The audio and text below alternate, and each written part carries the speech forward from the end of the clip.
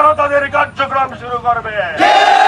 আমরা স্পষ্টভাবে বলে দিতে চাই, আজকের আওয়ামী পেটুয়া পুলিশ বাহিনী যেভাবে আমার ইনকিলাব মঞ্চের নেতা কর্মীদের উপর হামলা করেছে, এটি সম্পূর্ণ রাষ্ট্রীয় মদতে হয়েছে।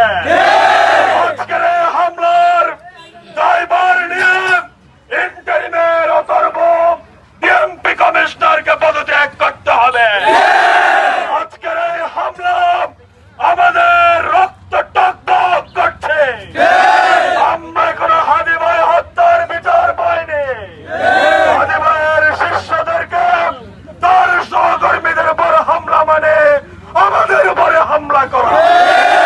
ইন্টারিমকে আহ্বান জানাই, আগামী 24 ঘন্টার মধ্যে এই ঘৃণ্য হামলার সুষ্ঠু তদন্ত করে তার রিপোর্ট প্রকাশ করতে হবে। সংগ্রামী বাসকারীবাসী, আমাদের প্রিয় শরীফ ওসমান হাজী ভাইয়ের প্রিয় স্লোগান হলো নারে তাকবীর।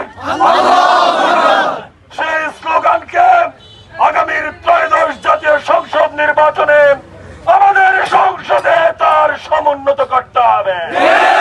এই উদাত্ত আহ্বান জানিয়ে বাসকালীর সংগ্রামী বিপ্লবীদেরকে সালাম জানিয়ে আমার সংক্ষিপ্ত কথা এখানে শেষ করছি।